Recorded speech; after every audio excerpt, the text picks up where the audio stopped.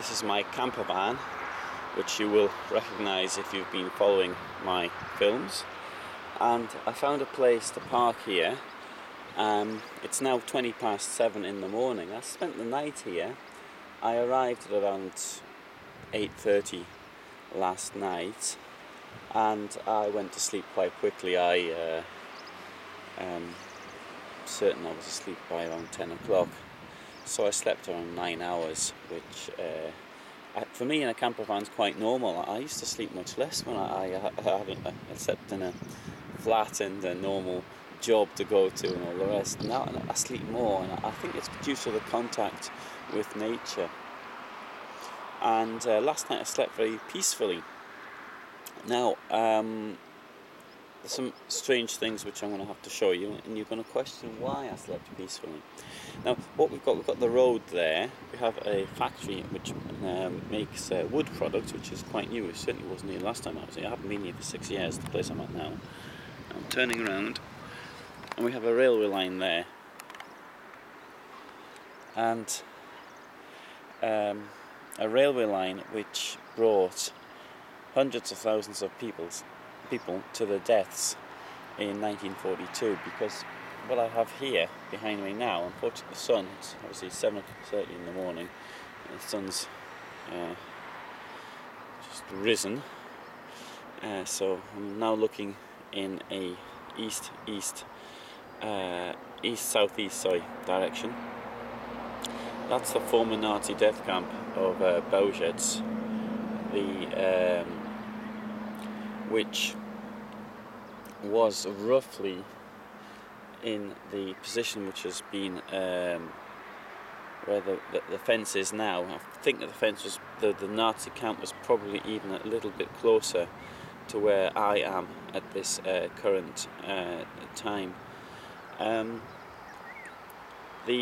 How can I sleep in such a place where around 450,000 people were murdered in a 9-month period in terrible circumstances? Well, first of all, I don't believe in ghosts. Well, something must be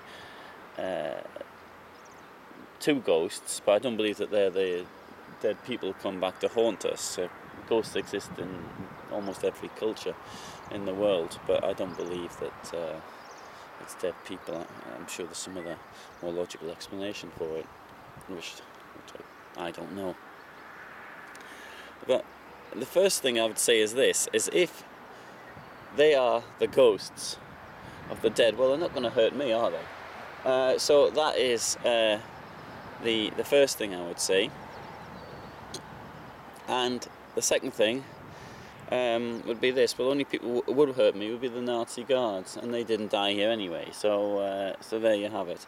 Apart from that, it doesn't really bother me. This is not the first time I slept in such, well, it's the first time I slept in a death camp, or just outside in this case. I did sleep at Gross Rosen as well, and concentration camp, and again, I slept absolutely normally. What was really nice here was that when I woke up, we had the wonderful sound of the birds singing, which was quite great. Wonderful, really, really, very, very nice.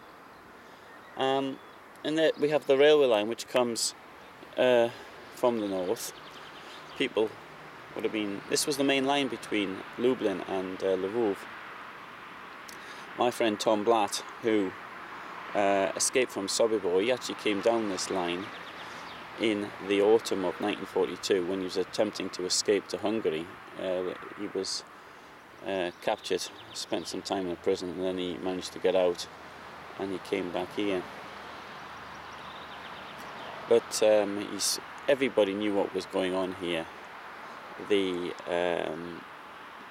Not that they could do anything about it. And the smell of death, the burning bodies, which they started to burn in 1943. So the camp was ceased to take new transports in at the beginning of December 1942, but the destruction of the bodies began sometime possibly around January 43, possibly later.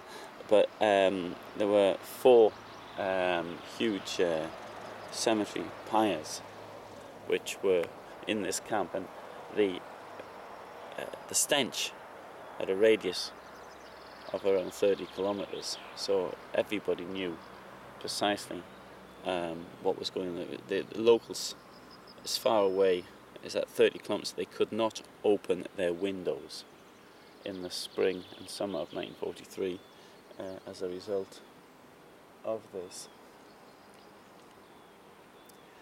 You used to be able to come here before this monument was built, and there was bones all over the place, particularly in one place where they attempted to destroy the bones by a bone mill.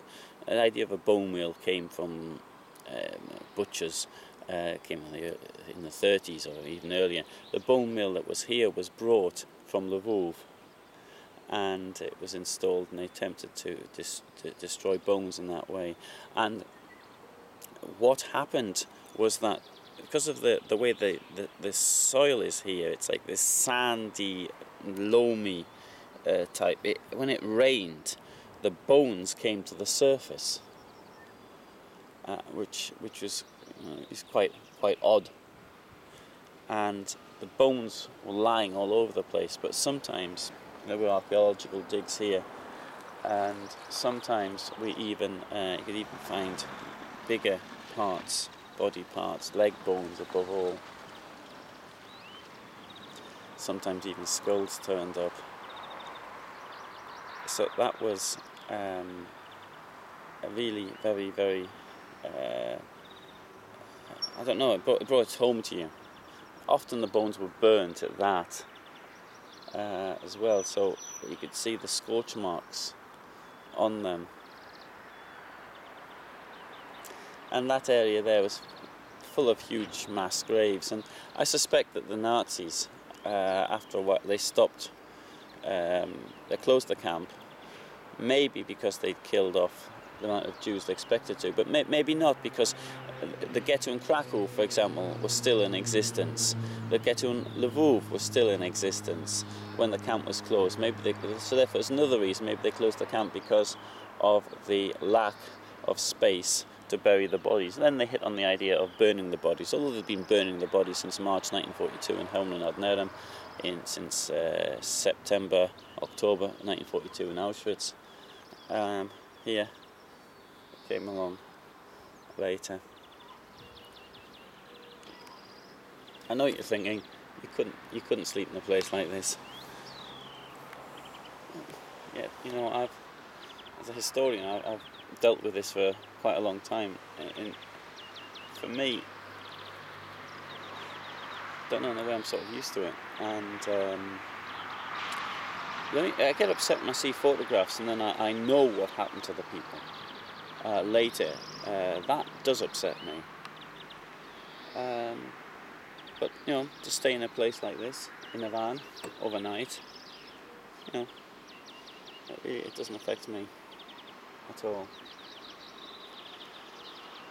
So, I know I've shown you more attractive places maybe, where I've spent the night. I possibly haven't shown you more interesting places, and it's not the sort of place I would recommend that people do come here, because I'm aware of how these places can affect others, and how much can certainly cause most people trauma. And we have a lovely day today. I'm meeting friends of mine who are coming from the United States. Well, not coming from the United States, actually coming from the Ukraine, and we're going to be showing them around here, Bełżec and the area. So I'm looking forward to that. And so I'm going to have a shower, the usual sort of things you do in the morning now, and then I'm going to take my car to the point I agreed to meet them.